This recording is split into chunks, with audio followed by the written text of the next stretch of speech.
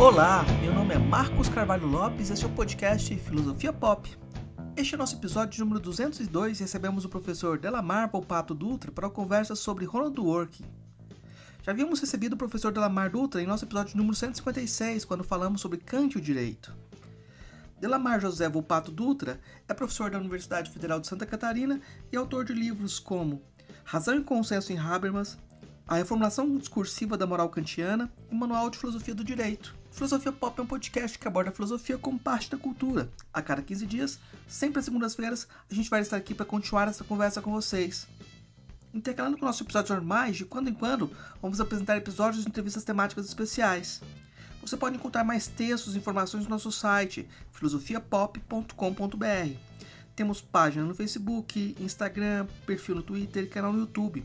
Nosso e-mail é contato@filosofiapop.com.br. Fechando o episódio de hoje, temos um recado do Fernando César Mota, dirigente do Sint e Fesgo, CTB e Fazubra, que explica por que os técnicos administrativos das instituições federais de ensino decidiram entrar em greve. Vamos então para a nossa conversa com Delamar Dutra sobre Ronald Dworkin.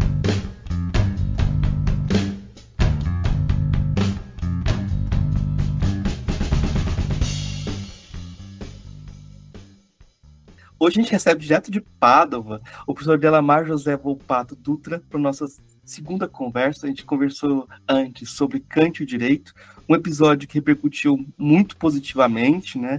O pessoal já está usando muito o material dessa conversa como um caminho para se aproximar de Kant e os debates sobre o direito. E eu chamei novamente o professor Delamar para uma conversa sobre Ronald Dworkin. E eu vou começar fazendo aquela pergunta, no caso do Dworkin, eu vou perguntar quem é esse autor, e eu vou perguntar já o que para ele é filosofia, qual o lugar da filosofia no trabalho dele. Porque quando a gente trabalha com autores da filosofia do direito, a gente tem essa grande questão. Onde que a danada da filosofia está para ele? Porque um monte deles a gente chama de filósofos, mas é a última coisa que eles querem na vida. Bom, Marcos, queria então, assim, formalmente, né, agradecer a você o convite, também o outro convite que você já tinha me feito, e depois de ter me chamado de novo, agora fiquei muito contente, né, enfim, agraciado, assim, com a sua generosidade, né, de me chamar, né. Então, o Dworkin, né, para a gente entender o Dworkin, tem que começar com Hart, né. Então, o Hart, ele foi um filósofo que foi escolhido lá pela universidade lá da Inglaterra, e ele não tinha, assim, uma grande produção, mas, assim, em 61, ele publicou um livro, né, que é o Conceito de Direito, que é considerado o maior livro, digamos assim, do positivismo jurídico no mundo anglo-saxão. Para nós, né, que somos de uma tradição mais romano-germânica, e mais aqui, talvez, aqui mesmo do direito, enfim, estou aqui em Pádua, né, do direito romano aqui, o autor que a gente considera o positivista standard enfim, no caso é o Kelsen, né, não é o Hart, né, mas para o mundo saxão é o Hart. Bom, e o Hart, ele na verdade, ele tomou a tradição do positivismo jurídico anglo-saxão, que tem longa estirpe, as narrativas são várias, né? Mas praticamente todos concordam que o Hobbes ali tem um papel importante, né, na configuração do positivismo jurídico do mundo anglo-saxão. E depois tem o Austin ali com o livro dele, que era usado, inclusive, como um manual. E, obviamente, o grande positivista, que os ingleses ali, os anglo-saxões, consideram o criador do positivismo moderno e contemporâneo, né, que é o Bentham. Então, o Bentham, ele é considerado ali o pai do positivismo. E ele é ali do século XVIII, é contemporâneo de Kant e tal. Aquela nossa narrativa, né, Marcos, de que os dois grandes paradigmas da ética e do direito, na verdade, nasceram ali no século XVIII. No caso ali, o utilitarismo e o kantismo, né? Na verdade, os dois movimentos já estavam ali. E o Bentham, ele, justamente, então, é considerado ali o grande positivista, o Austin depois vem nessa tradição ali do Bentham, enfim. E aí o Hart tem o grande livro dele. Bom, quem é escolhido para substituir o Hart na cátedra é escolhido Dworkin, que era um filósofo dos Estados Unidos, né, Ronald Dworkin, e ele ali, em 67, ele publicou ali, 6 anos depois, a rigor, um artigo bastante contundente e crítico, alguns diriam até demolidor, né, mas enfim, aqui as ondas, elas vão mudando. Então, eu já acompanhei isso por muito tempo. Tem períodos que eles dizem que o Hart tem razão, depois tem outros períodos que se diz que o Dworkin tem razão. O fato é que os dois convivem como dois grandes modelos, isso falando do mundo anglo-saxão. Então, em 67, o Dworkin escreve um artigo que depois vai aparecer no grande livro seminal dele, que todo mundo estuda e conhece, que é o Levando os Direitos a Sério, que é um livro de 69, salvo o melhor juízo, ou no máximo de 73 ali.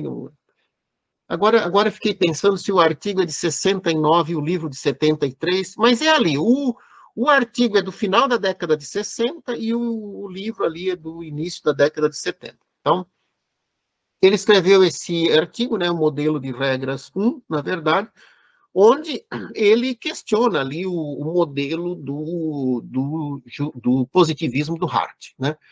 O Hart, ele tinha um tipo, não sei se é o caso, aqui você me interrompa se estou indo muito longe, tá? Mas o Hart, ele tinha lá quando o positivismo do Bentham chegou a ele ali pelas mãos do Austin e outros, o positivismo do Bentham e do Austin, eles interpretavam o direito como sendo um comando, como sendo algo coercitivo, algo que, nesse particular, o Kelsen também concorda integralmente, né? O Kelsen chega a dizer que se uma norma jurídica não tiver uma coerção por trás, ela não é uma norma jurídica, ela é uma norma qualquer, ética, política, sei lá, mas não jurídica, que o que definiria, digamos assim, estruturalmente uma regra como sendo jurídica que teria uma coerção por trás, tá?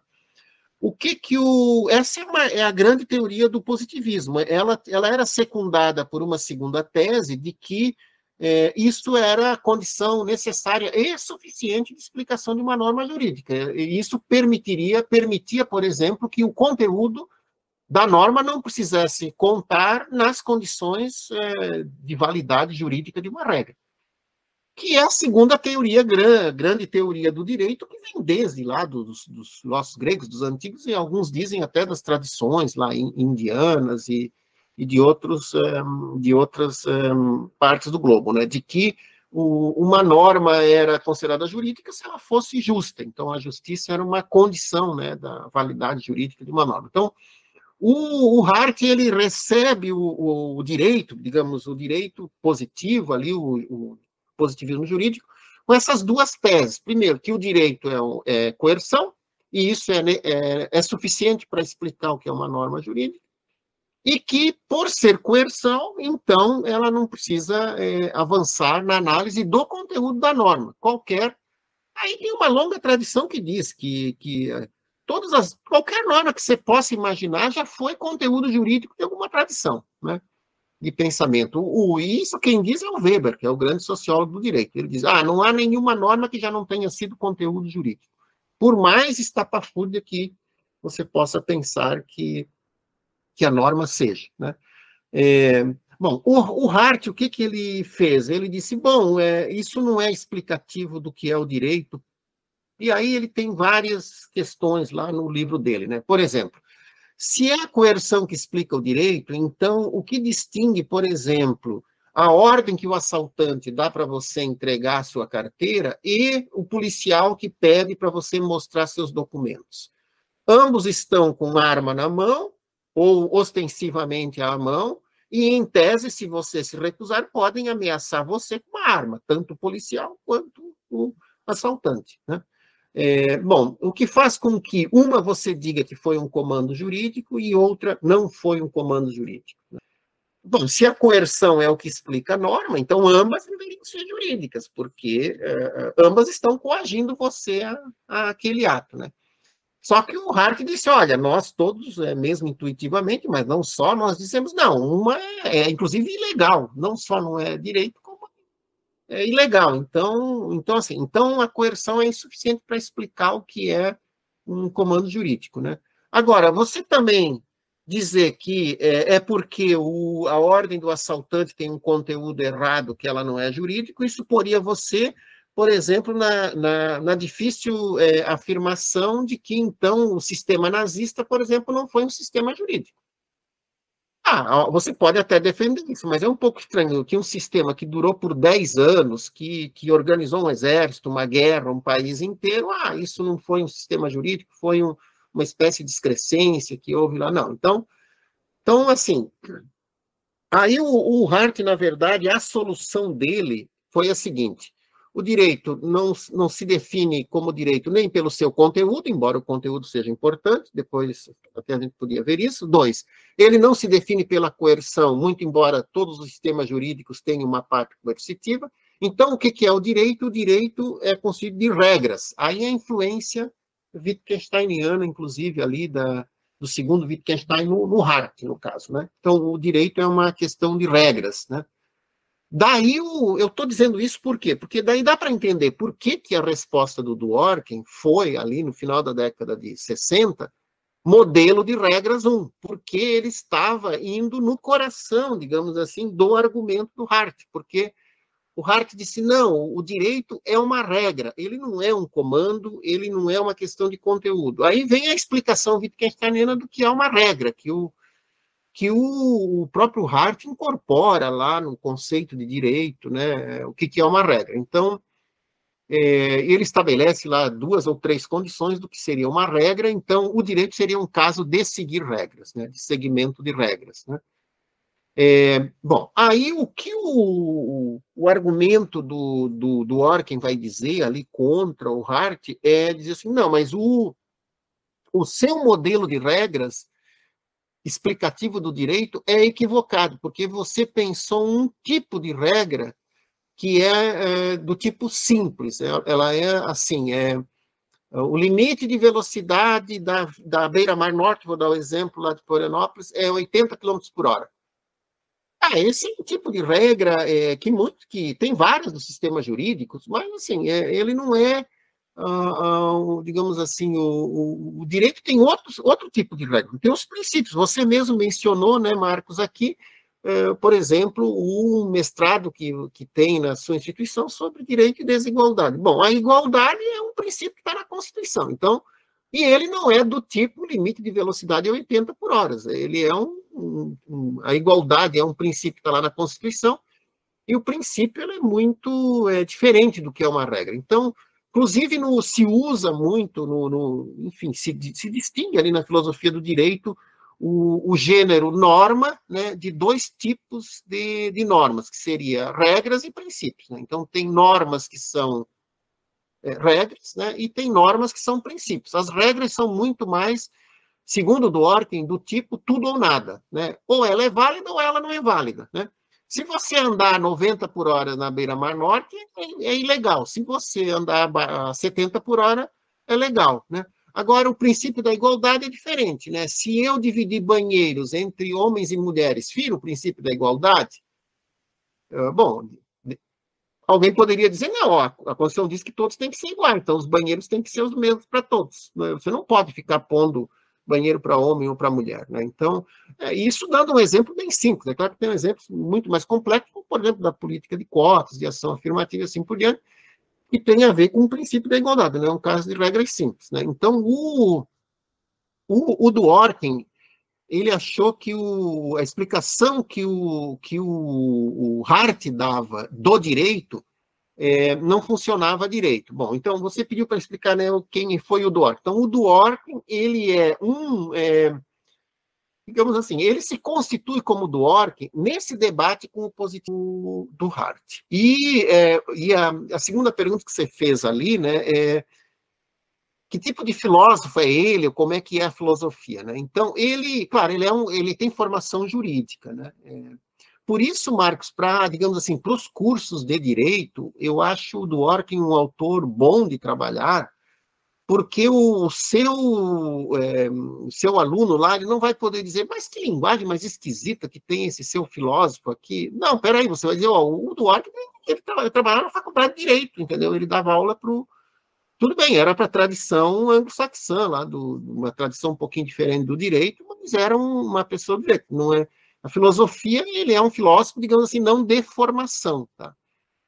Então, é difícil dizer, digamos, as influências que ele tem da filosofia, mas ele usa as filosofias ali de vários autores. Por exemplo, um dos autores que ele usa muito é o Hume, com a distinção entre fato e valor, por exemplo, né? Algo importante para ele, né? Nas teorias da justiça, muitos dizem que ele é um kantiano, de inspiração rawlsiana, ali, uma espécie de construtivismo kantiano, algo nessa direção ali, né? Mas ele é assim, ó, ele é um filósofo do direito que eu divido assim, ó, entre os filósofos do direito que vêm da filosofia e os filósofos do direito que vêm das faculdades de direito. Então, o Dworkin está entre os filósofos do direito que vêm da faculdade de direito. Ele não está naquele grupo lá que é Hobbes, Kant, Hegel, né, esses autores que vêm da filosofia e escrevem sobre o direito. Não, ele vem do direito e escreve sobre a filosofia, né? Tem a vantagem de o linguajar dele ser mais acessível para o público jurídico, tá? Ele ganhou no Brasil, digamos, o ponto. Depois ele teve muitas outras obras, tá? Bastante importantes, tá? Mas essa é seminal. Eu acho que um bom estudo desse, levando os direitos a sério, traduz bem o pensamento dele ali.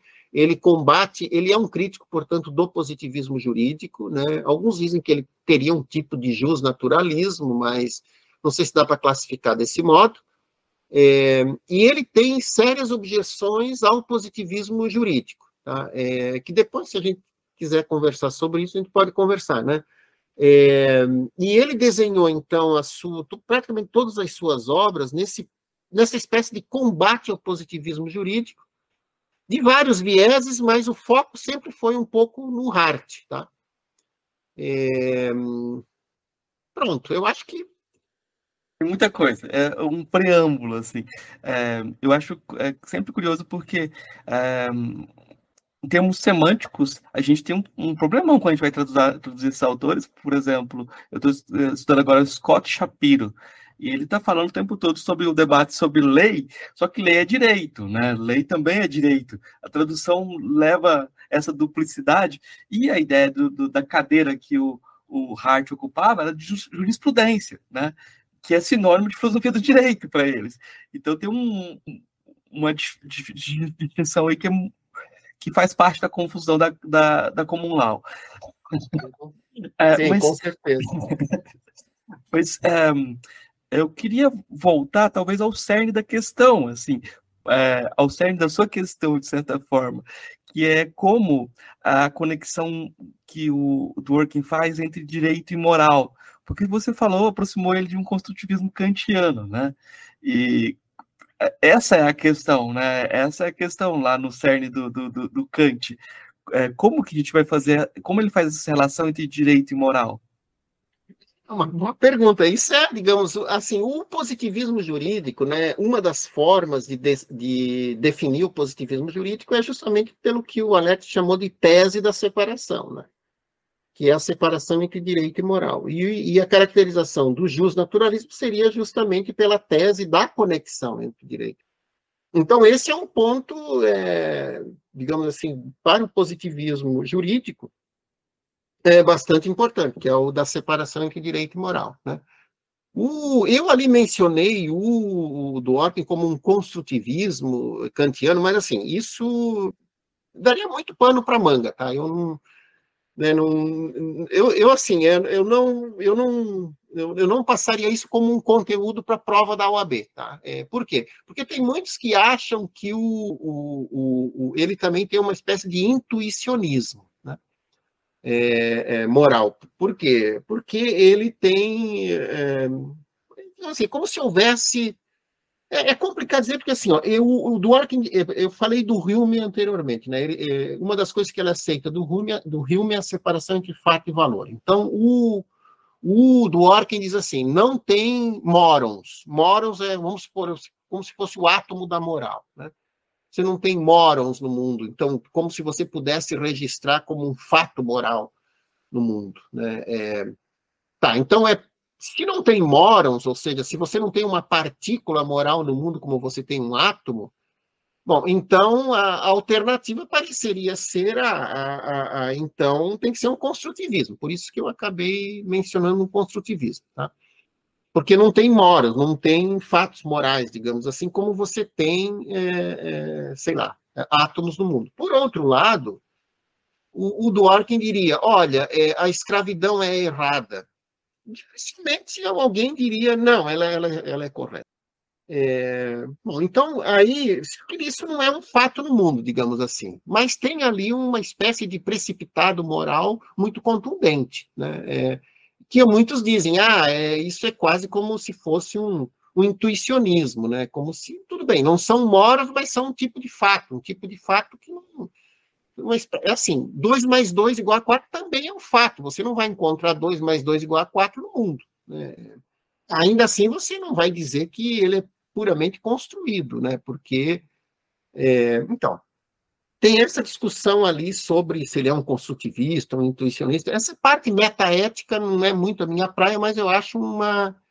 E também o Dworkin não gosta dela. Isso dificulta um pouco as interpretações dele, porque como ele diz que não gosta da metaética, e a metaética não tem nada a ver, porque no final tudo se resume na parte ética mesmo, ou na ética normativa, ele deixa essa dificuldade, que aí ele próprio não trata dessas questões metaéticas, a não ser nesse cenário ontológico da separação, fato, valor, esse tipo de coisa.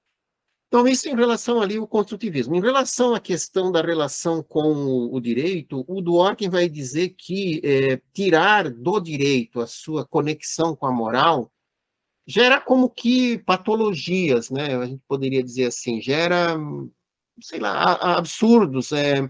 Um deles se não tem uma conexão entre direito e moral, então digamos, a ação de julgar do Poder Judiciário, mas não só, enfim, todos nós fazemos julgamentos, né? Você, como professor, atribui nota a um estudante, por exemplo, você é um servidor público, né? Você atribui uma nota a um estudante, isso é um ato administrativo. Aí você se pergunta, esse seu ato administrativo de atribuir nota ao estudante é discricionária? Ou seja, você entra ali aqui no seu gabinete onde você está e diz assim, o Pedrinho quer saber de uma coisa, para ele 7. Quer saber de uma coisa, 8 para ele. Não, é você, imagina assim, que você vai entrar no seu gabinete, vai ver o que ele fez na aula, os trabalhos que ele entregou, as lembranças que você tem da sua participação, então você vai dizer, olha, sob meu melhor juízo é 8,5. Pronto. E se você tem um caso no Poder Judiciário, você não espera que o juiz ou a juíza diga assim, Marcos versus Delamar, quer saber de uma coisa? Vou entrar no meu gabinete, pegar minha moeda aqui e jogar para cima. Se for cara é Delamar, se for coroa é Marcos. Pronto. Não, você acha que sim, que a pessoa vai ler a petição, vai ler a resposta, vai ponderar, sei lá, e vai depois ter o juízo dela. Bom, o Hart, ele tinha a seguinte posição. Nos casos comuns, o juiz vai decidir dessa forma responsável, de acordo com a lei, quando a lei é clara, mas se a lei não for clara, o juiz ou a juíza vai ter discricionariedade. Ele vai preencher a norma com, sei lá, com qualquer outra coisa. Em geral, ele preenche com a moral, mas o direito não está exigindo isso. Quando ele tem um caso difícil, o que é um caso difícil? O caso difícil é difícil de definir, né? Mas o exemplo que o Hart dá lá é um exemplo bem conhecido, muito citado por muitos juristas, está ali em várias obras dele, mas está especialmente no Conceito de Direito. Imagina assim, que você faça a seguinte regra, né? Veículos são proibidos no parque. Né? O Lewis Strack trata desse exemplo, você vai ver, ele é um case assim para os juristas, né? Veículos proibidos, são proibidos veículos no parque. Parece uma regra bem simples, que você diz assim, o cara não pode andar de carro no parque, né? O parque é para andar a pé. Pronto. Né? Tá. Mas aí o Hart diz, tá, no dia seguinte está lá o policial cuidando do parque e aparece uma criança de patins. É um veículo? Você pode pensar que tem coisas semelhantes. Daqui a pouco ele tem uma velocidade, bate numa criança, tá, então ele vai ter que ir. Mas assim, estava lá na regra isso? Tá. Agora imagina assim, entra dali a pouco, não, patins você não pode. Patins é um veículo, não pode, tá? Entram de bicicleta. Bicicleta é um veículo? Sim, tem coisas parecidas com o carro. Então, o Hart diz assim, como é que eu sei o que está no tipo veículos? Aí vem o conceito Wittgensteiniano, são semelhanças de família, né? E como é que eu vou... Então, talvez um policial vai dizer, bicicleta, nem pensar. Porque o objetivo da regra é a segurança do parque, a bicicleta tem uma velocidade muito alta, pode machucar alguém. Agora, o patins da criança já não é tão forte, então pode. Aí é a discricionariedade, vai dizer o Hart. Não tem uma outra... É por isso que existe o direito. O direito existe porque ele cria uma instância de decisão, no limite das regras. Né? Porque o judiciário ele vai servir, então, para aplicar regras que são bastante claras, e aí o juiz ou a juíza não deveria ser discricionário, mas o direito existe principalmente porque nós temos várias regras não preenchidas, com problemas e tal. Então, uma forma civilizada de organizar o mundo é dizer assim, olha, a gente escolhe um árbitro, né? E o que o árbitro decidir, a gente segue. É o que diz Hobbes lá no início do Leviatã, né? Não tem outra forma, segundo Hobbes, de criar o comum, senão concordando num árbitro, porque no tudo demais a gente discorda. Pronto.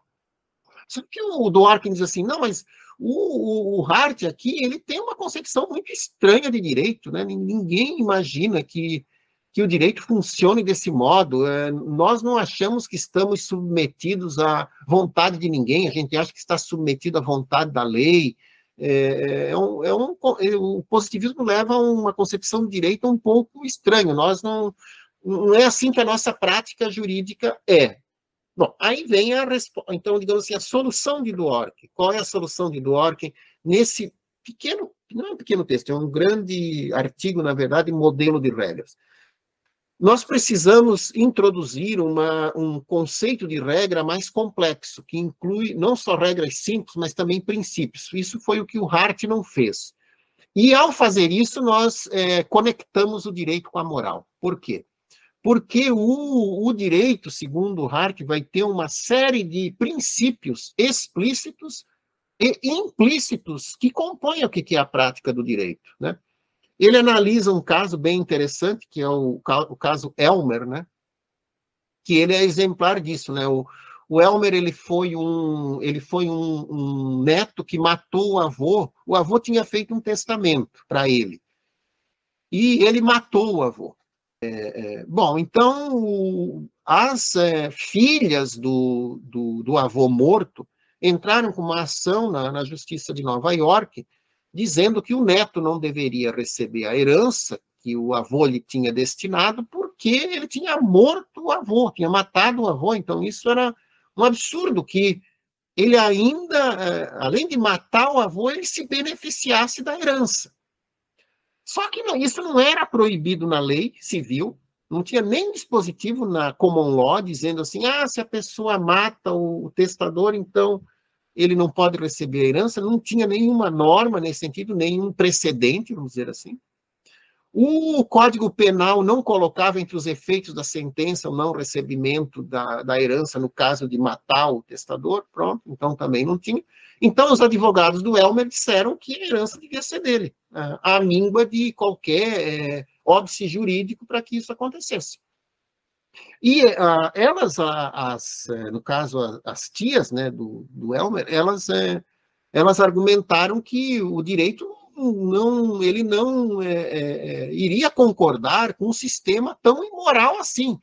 Né? O Marcos faz um testamento para o Delamar, deixando todos os seus bens, mas ele é muito jovem, então o Delamar diz assim, quer saber de uma coisa? Eu vou adiantar a morte do Marcos e aí eu recebo a herança antes. Aí parece assim a sua anticonstituição, Marcos, porque parece assim um sistema jurídico muito estranho. É como se você pensasse assim, eu posso matar alguém? Vamos supor, no Brasil, posso matar alguém? Aí, um modo de raciocinar um pouco esquisito seria dizer, posso, eu só vou ficar 40 anos preso. Mas o direito está dizendo, eu posso matar quem eu quiser. Ele só está dizendo que se eu matar, eu vou ficar 40 anos preso.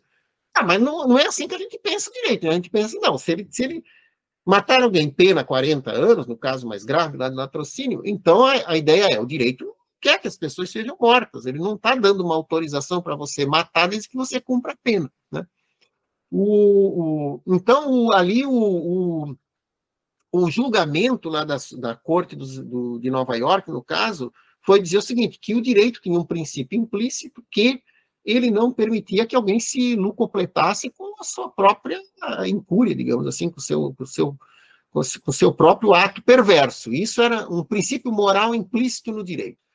E eles negaram a herança ao Elmer. E o Dworkin está dizendo, os juízes lá não tinham discricionariedade para decidir o caso. Eles olharam para o direito e encontraram um princípio que tiveram que aplicar. É como se aquilo lá, é como se a decisão sempre estivesse lá, bastava ela ser encontrada. Daí a ideia do interpretativismo do Dworkin, digamos assim, ele vai dizer assim que não há discricionariedade. Todo caso no direito tem uma resposta correta. Não tem várias respostas corretas, tem uma resposta correta. E essa resposta correta não é discricionária.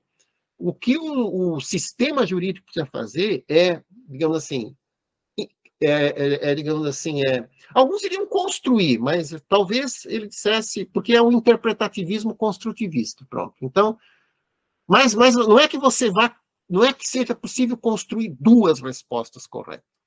Só vai haver uma resposta correta. Né? Então, digamos, segregação racial nos Estados Unidos. Tinham duas respostas corretas? Não tinham duas respostas corretas. Tinha uma resposta correta só, que era, não tem segregação racial nos Estados Unidos. Pronto, não é inconstitucional. Embora, durante muito tempo, a Corte tenha dito que podia. Né? A Corte dos Estados Unidos repetiu por mais de meio século o precedente Plessy, ali do final do século XIX, que dizia que podia separar os trens em brancos e pretos. Tá? Depois isso foi aplicado para escolas, para facilidades de, sei lá, bares, restaurantes, não sei o quê, transporte público e tal, e a Suprema Corte sempre dizia que eram separados, mas iguais, então podia. Até o caso Brown, em 54. Aí o Dworkin vai dizer, olha, embora a Corte tenha feito todas essas decisões por tanto tempo, né, elas estavam erradas, na verdade, porque a única resposta correta foi a que Brown tomou, dizendo que a segregação era inconstitucional. Isso já estava na Constituição dos Estados Unidos, digamos assim, e na história do sistema jurídico americano. Toma a 14ª emenda, o fim da escravidão, uma guerra para terminar a escravidão, uma série de questões. A Declaração de Independência, dizendo que todos são filhos de Deus, foram criados iguais, têm os mesmos direitos. Então, o Dworkin vai dizer assim, não há discricionariedade ali como se pudesse decidir do modo que quisesse. Esse é um interpretativismo. E isso é feito, o interpretativismo construtivista dele, digamos assim, ele opera justamente porque ele conecta o direito e a moral. Né? O direito não é algo desconectado da moral. O direito, nesse sentido, ele até exagera. Tá? No livro final dele sobre o porco-espinho, lá, Justiça para Porco-Espinho, ele vai dizer que o direito é um galho, um branch, né? Um galho da moral. Nem é que ele, digamos, como se fossem dois galhos e eles tivessem cruzamentos, sobreposições. Não, ele vai dizer assim, você tem uma árvore que é a moral, um galho dela é o direito. Pronto. De tal forma que então, essa ideia, né, de um direito moral digamos, o que tornou o Dworkin, eu acho, praticamente Dworkin, né, porque ele é o pensador ali do século XX que faz a união entre direito e moral, digamos assim, de uma forma muito, digamos, criativa e, segundo muitos, até intuitiva, mas ele é muito prolixo e escreveu muito. Tá? Nesse particular, mas vale a pena ter um comentário aqui, tá? Como você vai trabalhar na faculdade de Direito, tá? é uma das nossas coisas brasileiras, tá?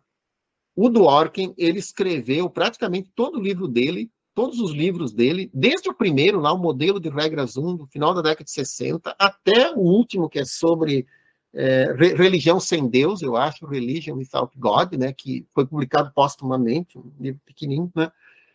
Em todos esses livros, ele combate a discricionariedade.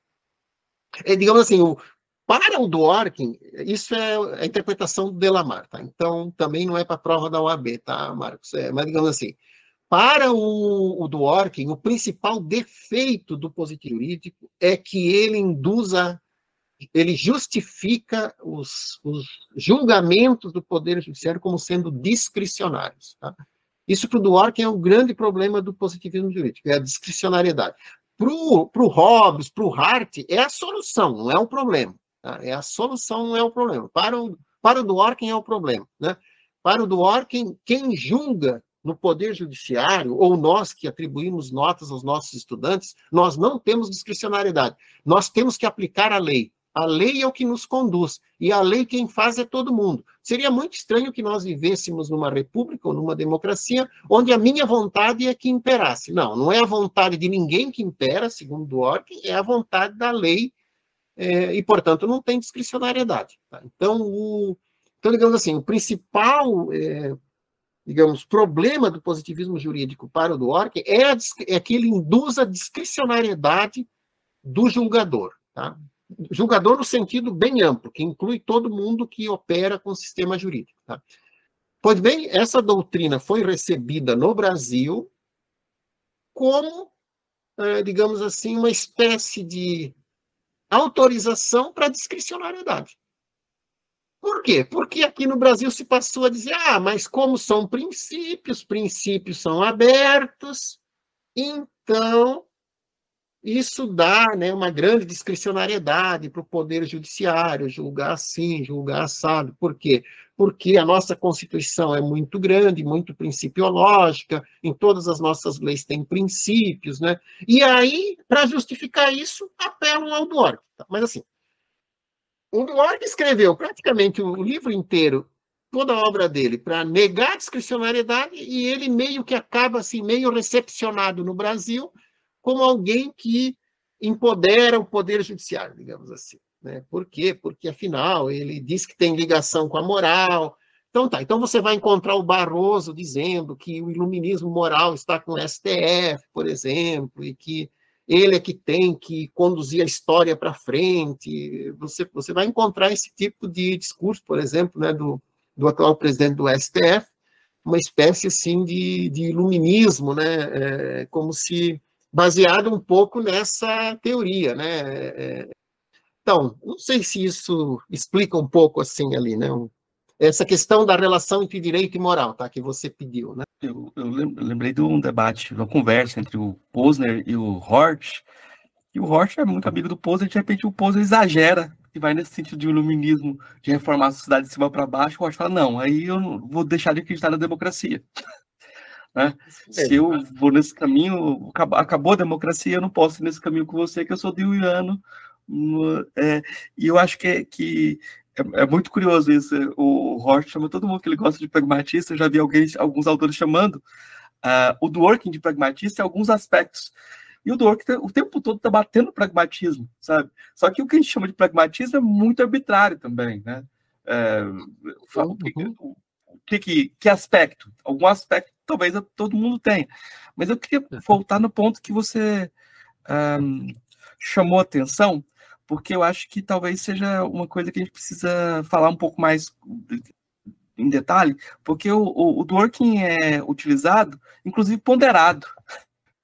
Eu queria que você falasse um pouco mais sobre a interpretação dele, o modelo de interpretação dele, inclusive comparando com o positivismo, o xadrez, e o que seria essa busca de integridade?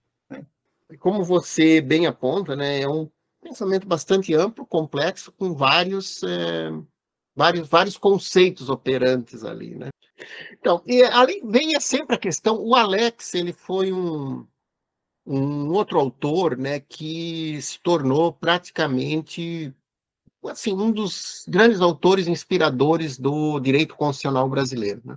Dentre outras coisas, porque o ministro Gilmar Mendes estudou na Alemanha, que foi ele praticamente que trouxe essa questão da ponderação, né? Então, talvez, nessa questão, assim, tem dois posicionamentos, tá?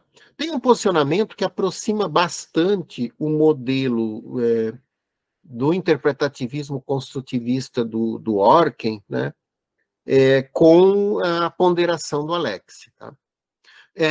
No meu caso, eu tendo a não fazer essa. Eu acho que tem diferenças ali, né? Embora, como o Dworkin não escreveu, tendo em vista diferenciar do Alex, né?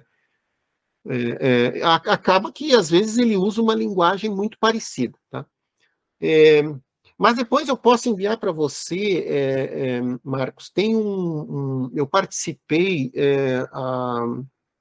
enfim, já faz um tempinho, ali bem antes da pandemia, lá em Brasília, né, de uma tese, de uma dissertação de mestrado do Jair Facundes, que é um juiz federal do TRF1 aí de Brasília, né? Na época ele trabalhava no Acre. E que, inclusive, estava na banca, né? Enfim, isso é uma coisa interessante, o próprio Gilmar Mendes, né? Na tal da banca que eu participei lá, né? Mas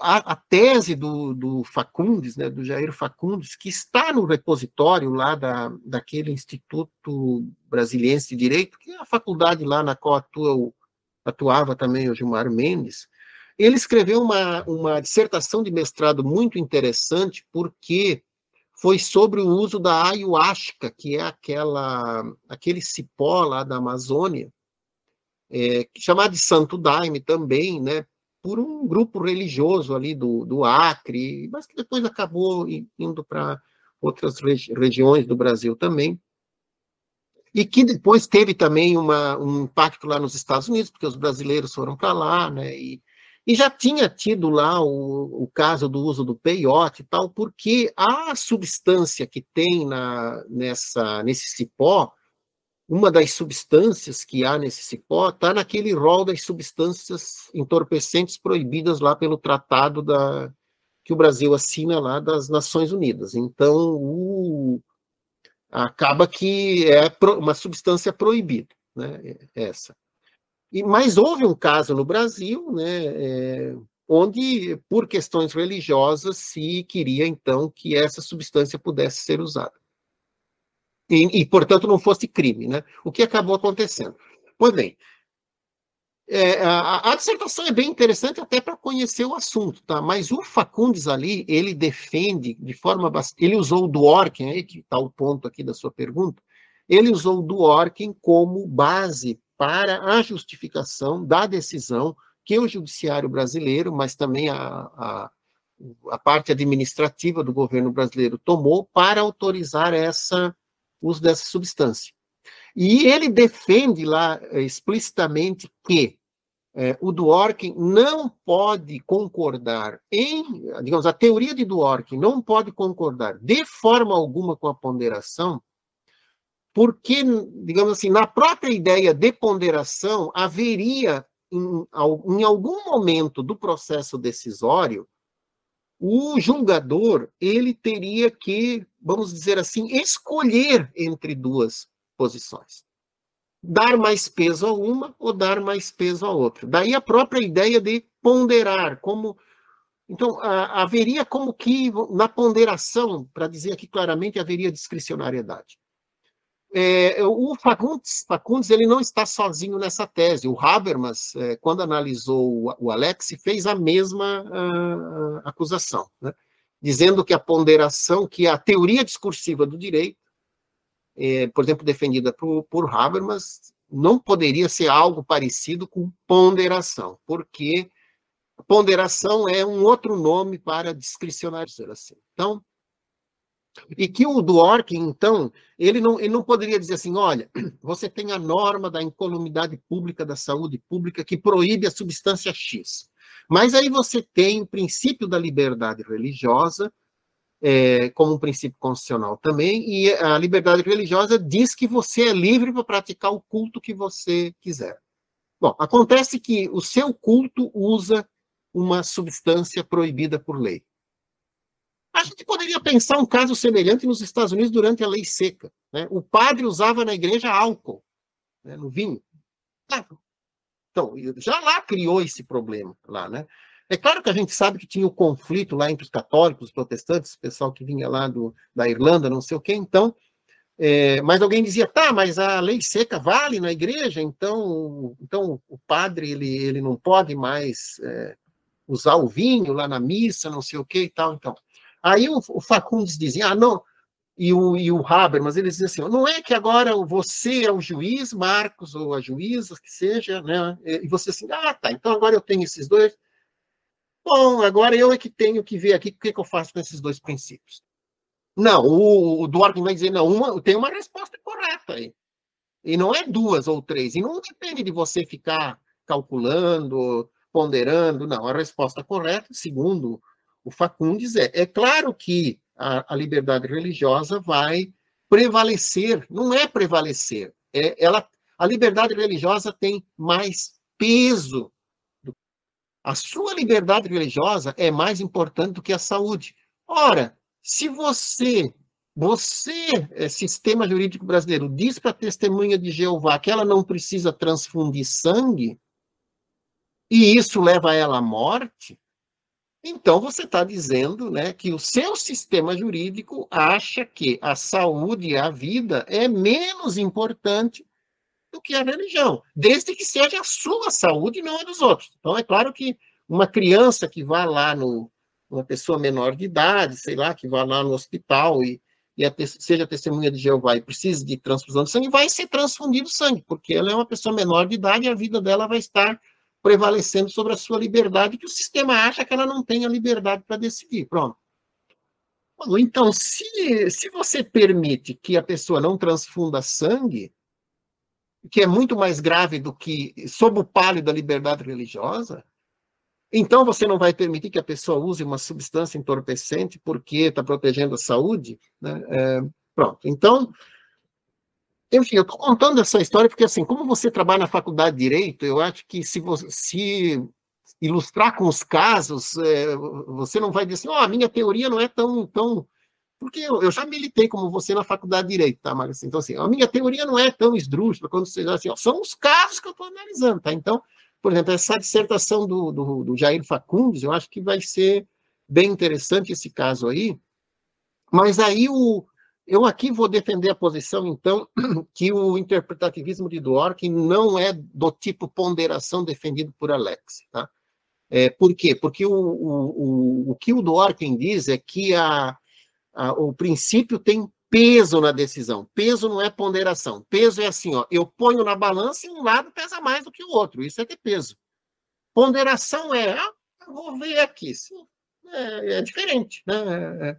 Então, eu entendo assim, que o Duarte está dizendo assim, que tem peso, o princípio tem peso. Então, não é ponderação. Não é, a ponderação ela é diferente. Eu sei que eu já participei de eventos, né, inclusive com o Alex andou em Santa Catarina várias vezes naquela faculdade lá de Direito da UNOESC, né, de São Miguel do Oeste, né, e ele, mesmo no debate com o Habermas, que eu reconstruí ali nos meus estudos, né, tem artigos sobre isso, está até no livro uma parte disso, o Dworkin diz, não, Habermas, você está interpretando mal o que eu estou dizendo, eu não estou dizendo isso, eu estou dizendo que tem um cálculo ali, é um cálculo, a ponderação é um cálculo e tal. Mas é um pouco estranho. Se é um cálculo, então para que dizer que é uma ponderação? Né? Então não é uma ponderação, então é um cálculo. Né? A ponderação parece assim, que tem ali um elemento subjetivo, disponível, né, ali operando e tal, mas o próprio... Então, assim, tem um debate ali... como isso aqui também tem efeitos didáticos, né, Marcos? Eu acho melhor deixar as arestas abertas, né? Porque daí, se alguém quiser depois seguir um outro caminho, pode seguir, tá? Então, isso sobre a ponderação. Achei uma pergunta bem interessante, né? Tem um debate sobre isso e eu tenho essa perspectiva, né? A outra questão que você fez sobre integridade, né? A integridade... Você fala os modelos de justiça salomônico? o xadrez e a integridade. Eu vou Ah, seguir o seu caminho sim, didático. sim. É. Pois é, é que ali o Hart, isso tem a ver com o Hart também. Então, tem o professor da USP lá, como é que é o nome dele? O Macedo. Macedo. O primeiro nome eu não lembro, né? Mas o sobrenome dele é Macedo. Ele tem um livro que se chama Do Xadrez à Cortesia. Não sei se você já viu esse livro, tá? Ele, nesse Ronaldo, livro ali, Ronaldo, Ronaldo Macedo, do isso. Xadrez à Cortesia. Não, do xadrez à cortesia. Então, ali tem ele faz uma análise detalhada disso, tá bem interessante esse livro, por quê? Porque o Hart, quando ele escreveu o conceito de direito, ele usava bastante a ideia, por exemplo, digamos, ele sempre comparava o direito assim com os costumes, claro, da tradição. Então, ele dizia assim, tá, a regra da cortesia. No século XIX, né, se o Marcos e o Delamare tivessem vindo no século XIX, eles iam provavelmente andar de chapéu, e se eles encontrassem alguém, eles iriam, sei lá, tirar o chapéu para cumprimentar, alguma coisa. Não, mas essas regras elas foram mudando, né? O que é ser cortês? Vamos imaginar assim, cortesia mesmo há 40 anos é diferente de agora, né? Cortesia, né? Então, o direito muda, o direito tem a ver com a interpretação de uma norma, como a norma da cortesia, por exemplo, né? Como a norma dos costumes. Então, o Hart lá ele fala bastante, por exemplo, do exemplo, quando eu entro na igreja eu tenho que tirar o chapéu, né? Tá, mas eu tiro o chapéu só na hora de entrar e eu ponho depois, né? Então assim, ele faz esse tipo de análise. Depois se passou a comparar o direito com as regras do xadrez, né? Que seriam parecidas com as regras do xadrez, porque seriam regras de um jogo, né? Então, o Macedo lá, ele tenta dizer que ali o xadrez era um modelo mais simples, uma compreensão mais simples do direito, que o tipo das normas jurídicas não são como as regras de xadrez, que são regras do tipo ou nada. Eles são mais regras de, digamos assim, de polidez, né? De cortesia. Então, digamos assim, você chega no seu departamento, o que é ser cortês ali, né? O que é ser polido, né? Se você passa para os seus colegas e não diz bom dia, você não é cortês, ou tem que dizer bom dia, e aí tem que ouvir a resposta, ou basta dizer bom dia, ou então você tem que dizer tudo bem, e aí ouvir a resposta da pessoa, ou a cortesia é só dizer tudo bem, e pronto, você não está querendo nem a resposta, digamos assim, é uma pergunta formal para não as pessoas se encontrarem. Então, tem uma questão da interpretação ali, então,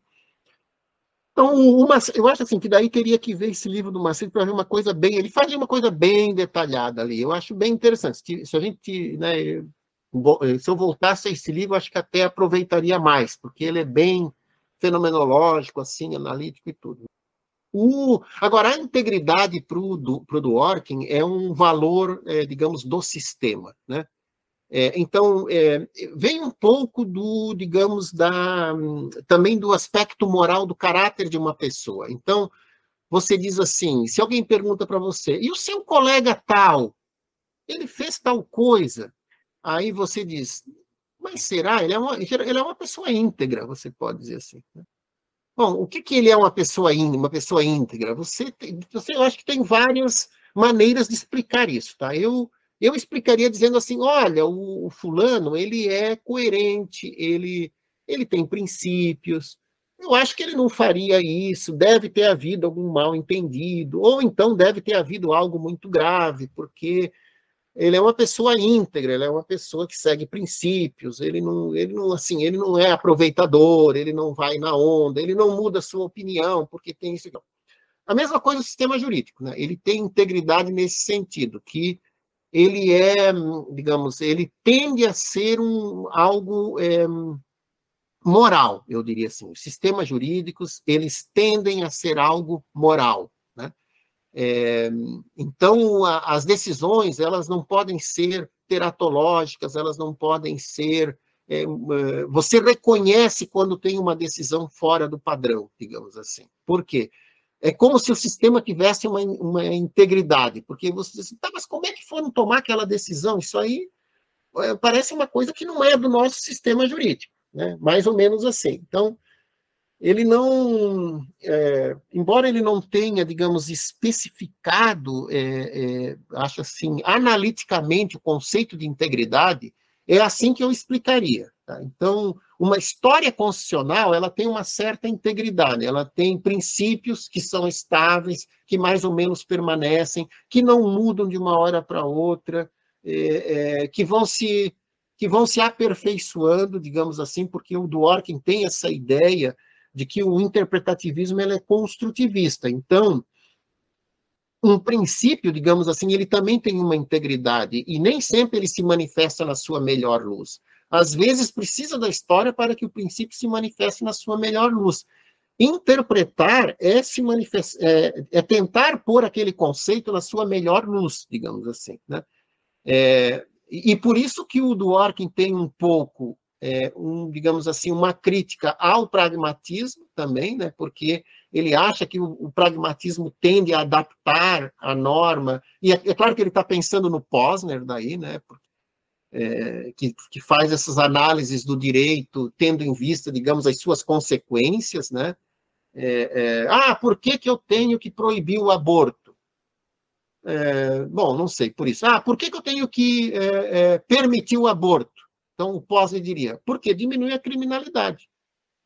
Que realmente, se você for fazer um estudo, né, dos lugares onde tem mais abortos, né, digamos, permitidos, né, diminui a criminalidade. Você pode fazer um estudo, digamos, empírico, mostrando isso, tá? Mas você diria, tá, mas o Duarte diria, você vai decidir a questão do aborto nessa base, se diminui a criminalidade ou não? Né? Não, parece que... Então, assim, ele tem uma crítica ele tem uma crítica aos originalistas, né? Aqueles que acham que o sentido de um conceito é aquele sentido que nasceu quando foi posto na Constituição. Então, o Dworkin acha que não é o originalismo, que os conceitos morais têm um sentido, digamos assim, que vai além daqueles que manejaram aquele conceito com aquele sentido naquele momento, né? Ele tem um sentido mais amplo, né? E aí ele vai se indispondo também com várias outras concepções ali do direito, né?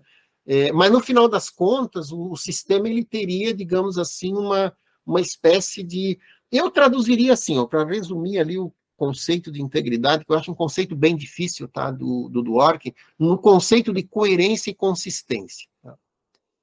Eu acho assim, que a integridade, eu acho que é isso que nós dizemos de uma pessoa quando dizemos que ela é íntegra. Nós dizemos, não, mas ela é uma pessoa coerente, consistente. Isso significa o seguinte, que o que ela vai fazer amanhã é mais ou menos calculável a partir de hoje, porque a sua história mostra que amanhã ela vai fazer assim. Então, se o teu amigo viesse pedir, posso emprestar o dinheiro para o fulano? Aí você diria, eu acho que pode. Por quê? Porque ele é uma pessoa íntegra, porque eu acho que ele vai pagar você. Mas isso se baseia em o quê? Nessa coerência e consistência. A mesma coisa um sistema jurídico. Né? Eu tendo a interpretar assim, como coerência e consistência. Nisso eu vou um pouquinho junto com o Habermas, onde ele diz que o valor ali mais importante da interpretação construtiva do Dworkin é a coerência. Né? É claro que vai ali uma crítica do Habermas um pouquinho ao Dworkin, né? Porque o Habermas acha que a coerência e a consistência também, às vezes, elas precisam ser adornadas, para usar um termo aqui, né, de onde eu estou, né? Tem que ter ali um adornamento, porque se o sistema foi, digamos, nazista, ou sei lá o que, então é coerente, ele vai continuar a ser daquele modo? Não. Então, embora a coerência seja um elemento ali da integridade, ele não é, digamos assim, não se resume só à coerência. Por isso que o Habermas tem um elemento a mais, que é a argumentação ali, né? Que é Mas eu acho que o Dworkin, ele não discordaria disso, né? Porque nunca houve um debate entre eles. Foi o Habermas que usou o Dworkin, tá? Não o contrário. Então, e o Dworkin nunca respondeu, né, ali ao Habermas e tal, né? fazer uma última pergunta, porque eu sei que a gente já está prolongando, mas essa é necessária, porque é a crítica que o Habermas faz ao uso do Dworkin, a aproximação do Dworkin do direito e da literatura, né? A ideia de que Boa. é um romance em cadeia, eu acho que essa pergunta é fundamental, assim, para a gente fazer esse panorama. É muito bom. E ali, né, Marcos, acho que você também deveria participar do debate, né? Porque, na verdade, o pano de fundo do Habermas aí é o Rort, justamente, né? Porque ele, digamos, ele considerou ali que o Hort teria, digamos, dito que a filosofia seria quase um tipo de literatura, né? Digamos.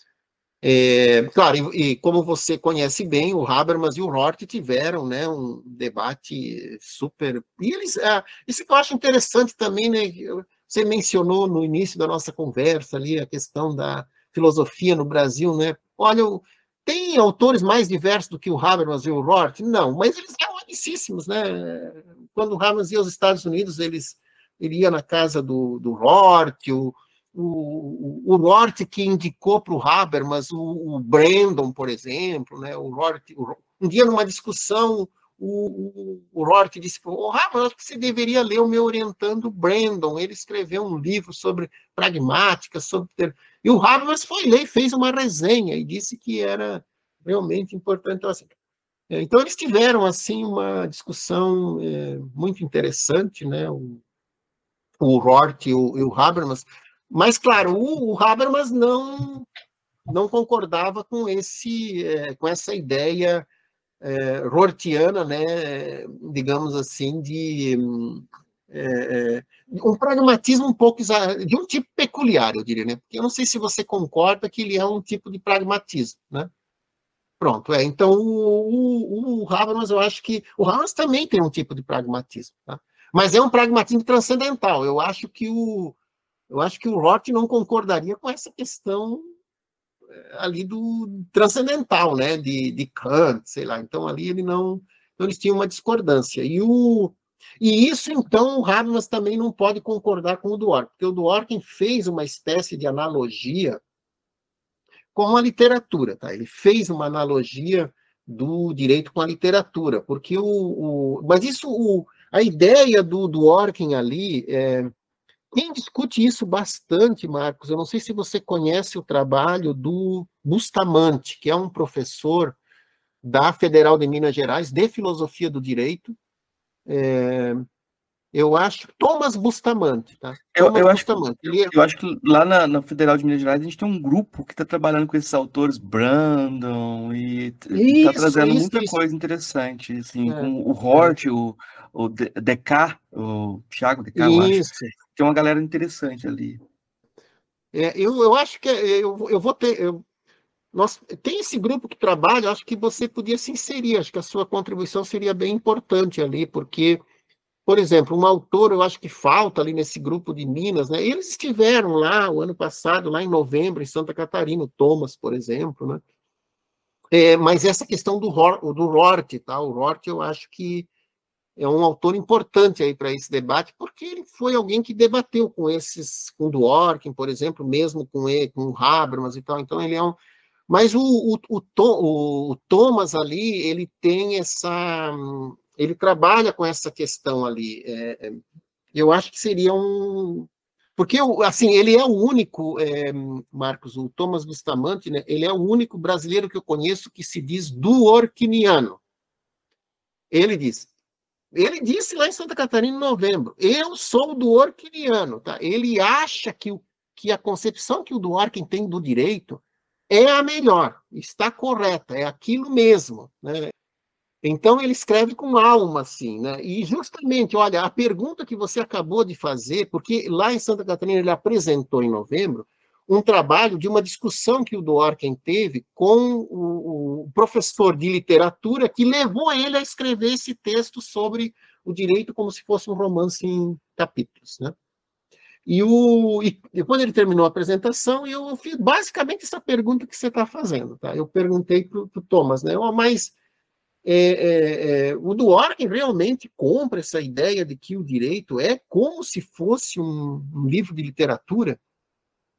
Aí, claro, o Thomas vai dizer assim, ó, que Sim, mas é que o Dworkin achava que literatura era isso, era isso, era isso. Tá, tudo bem. Então, nesse debate aí, parece que sim, né? Mas, por exemplo, o Habermas vai dizer que a literatura tem critérios de verdade que são internos à obra.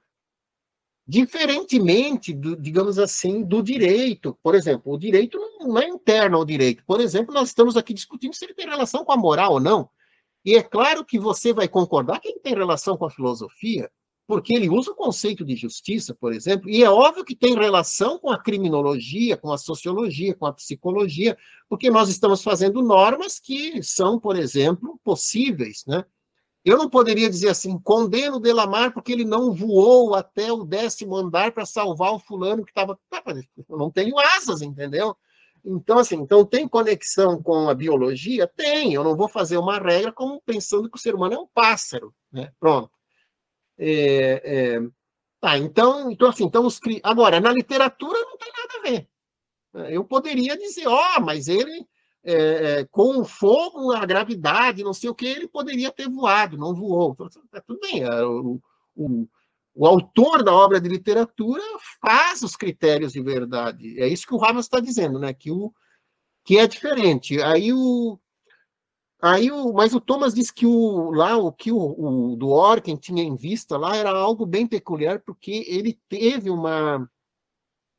digamos, um debate muito longo com esse professor, que durou quase 10 anos na área de literatura, mas o próprio Thomas disse que o Dworkin inflacionou a importância disso, e a prova disso é que 10 anos depois, sei lá, ninguém mais volta àquela temática quando estuda Dworkin, os especialistas do Dworkin, digamos, o Dworkin teve um entusiasmo ali no momento com aquela história, mas que aquilo teria sido um pouco exagerado, mas a ideia do Dworkin ali, eu acho que é a seguinte, né? Se nós tivéssemos que escrever o capítulo seguinte de uma novela, é isso que o professor de literatura lá dizia.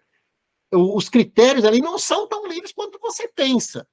Eu acho que você e eu já assistimos séries que você diz, mas deve ter mudado o writer dessa série aí, porque, peraí, como é que lá atrás tal coisa não podia e agora pode, e como é que lá não podia e agora pode, o contrário e tal, você pode dizer assim, não, mas espera aí, fosse o mesmo writer, não teria ali o mesmo, seria uma outra história. Então, é isso que o Dworkin diz.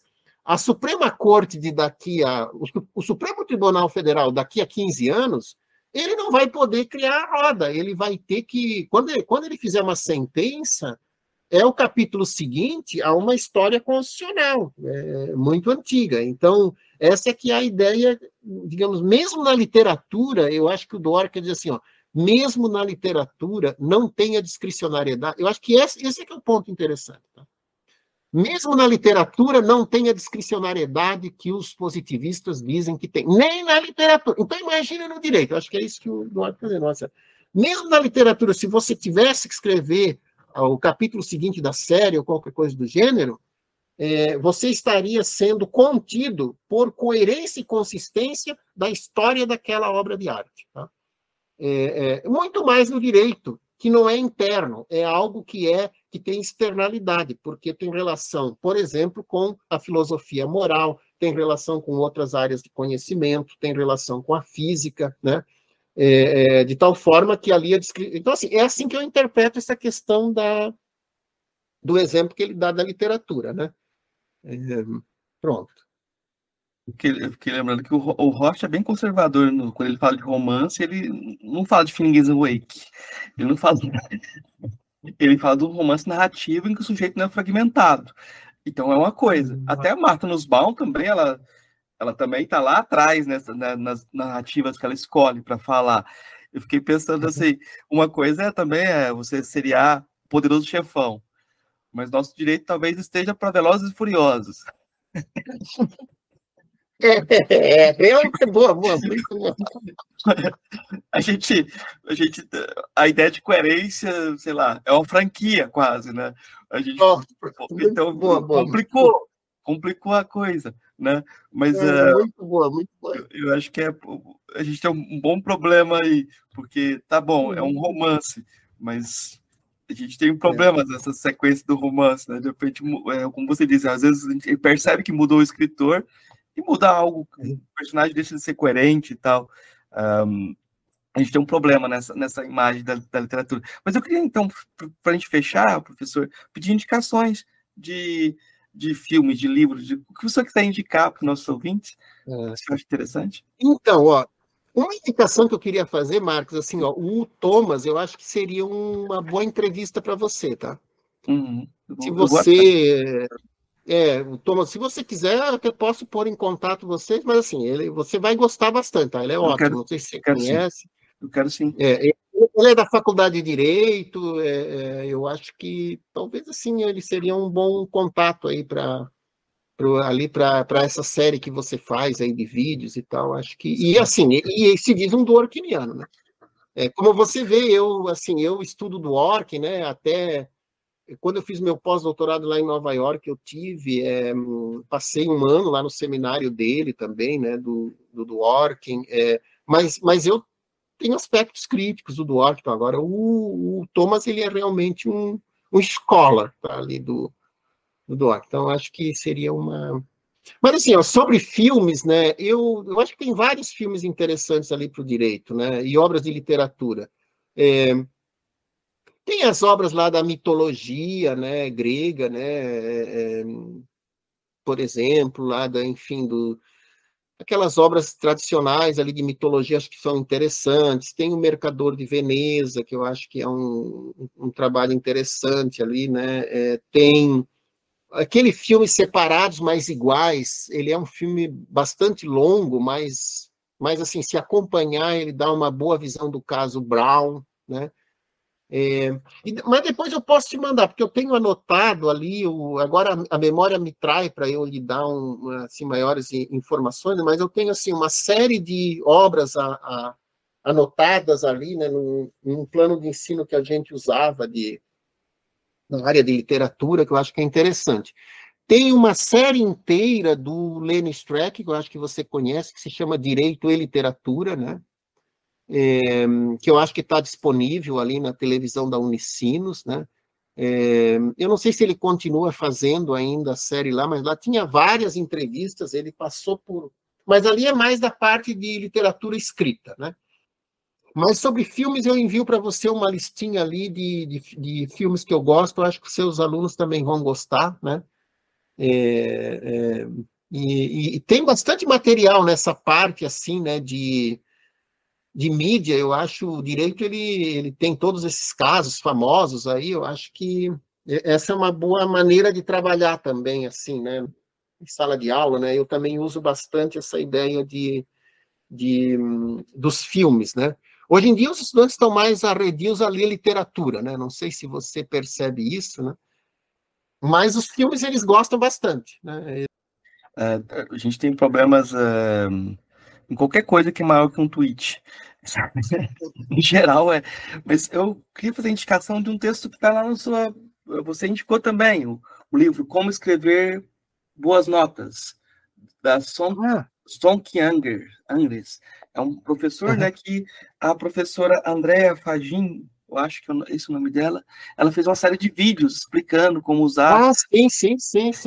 Eu já vi você indicando esse material e eu fui atrás e falei, poxa, isso é muito útil para quem é organizado, para quem quer se organizar.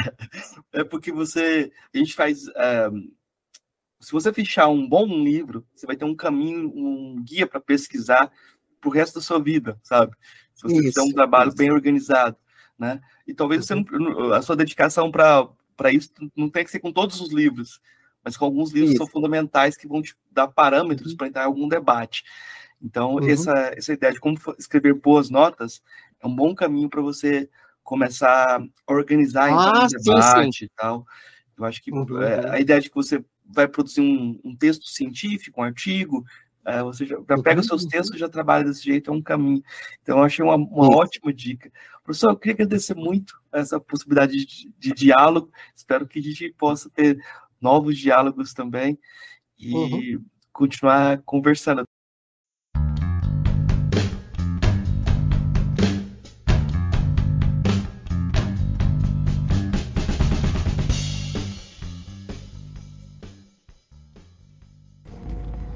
Olá, Sou o Fernando Mota, irei falar para vocês um pouco sobre a greve dos trabalhadores, servidoras e servidores técnico administrativo e educação das universidades e institutos federais do Brasil. No último dia 11 de março, os trabalhadores decidiram por entrar em greve, reivindicando o reajuste e reestruturação da sua carreira. Por que eles estão fazendo isso? O governo federal, ao longo dos últimos 6 anos, não concedeu nenhum reajuste, nenhum índice de correção da inflação no salário desses servidores. Portanto, eles estão com uma defasagem hoje que chega a mais de 35% de perdas salariais. Isso levou a categoria a um grande endividamento junto aos bancos e também junto a financeiras.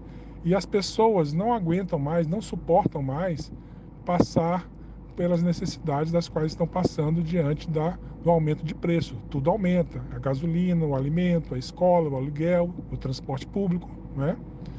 Então esses trabalhadores que estavam negociando com o governo ao longo do ano passado e também no início desse ano, ao receberem a notícia de que o governo estava prevendo dar reajuste de 0% em 2024, a categoria ficou muito revoltada.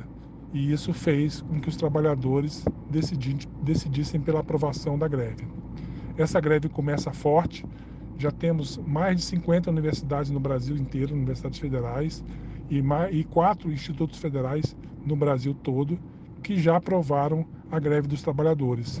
Na próxima semana teremos mais assembleias e esperamos que em breve a gente tenha praticamente a totalidade das universidades federais e a maioria dos institutos federais em greve também. E essa greve é muito importante para nós, porque o nosso trabalho, a valorização do servidor, a valorização do nosso trabalho é fundamental para uma boa prestação de serviço para a população que é usuária dos nossos serviços nas instituições federais de ensino.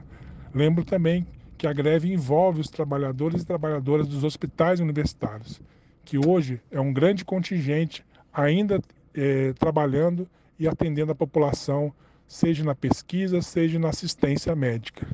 Portanto, a nossa greve está nascendo grande e forte e queremos pedir o apoio de vocês, de toda a população, para que nos dê força nesse momento e a nossa reivindicação chegue ao presidente Lula, aos ministros Camilo Santana, à ministra Esther Dweck e ao ministro Haddad, que são os ministérios que estão envolvidos na nossa negociação.